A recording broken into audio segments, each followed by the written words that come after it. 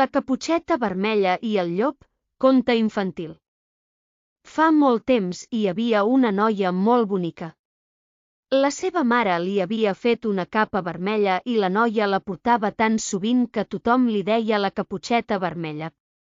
Un dia, la seva mare li va demanar que portés uns pastissos a la seva àvia que vivia a l'altra banda del bosc, recomanant-li que no entretingués pel camí, doncs creuar el bosc era molt perillós, ja que sempre hi havia rondant per allà el llop ferotge.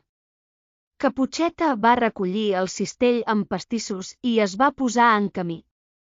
La nena havia de creuar el bosc per arribar a casa d'Ela, àvia, però no li feia por perquè allà sempre hi trobava molts amics, els ocells, esquirols. De sobte, va veure el llop, que era enorme, davant seu. «On vas, nena?» Li va preguntar el llop amb la seva veu ronca. «A casa de l'àvia», li va dir la caputxeta. «No és lluny», va pensar el llop per a ell mateix, girant-se. La caputxeta va posar el seu cistell a Ela, herba i es va entretenir agafant flors. El llop se n'ha anat, va pensar, no tinc res a témer. Ela, àvia es posarà molt contenta quan li porti un bonic ram de flors a més dels pastissos.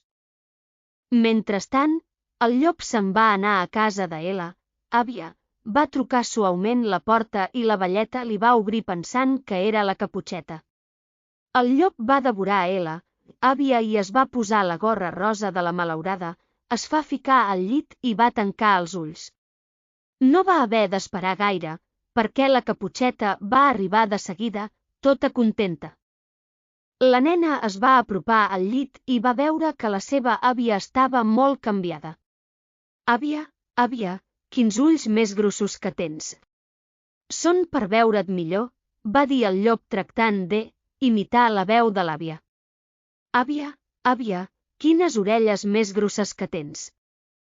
«Són per sentir-te millor», va seguir dient el llop.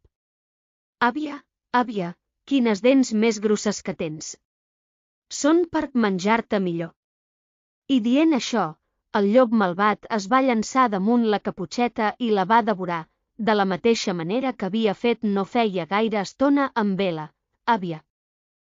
Mentrestant, un caçador que havia vist com el llop entrava a casa d'Ela, àvia, i sospitant de les males intencions del llop, va decidir donar una ullada per a veure si tot anava bé a casa d'Ela, àvia.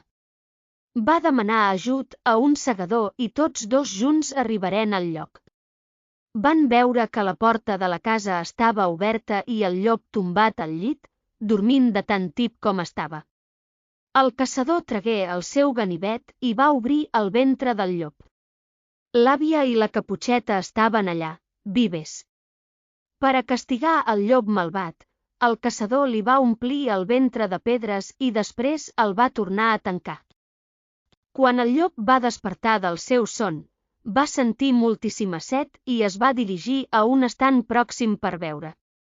Com que les pedres pesaven molt, va caure a l'estany i es va ofegar.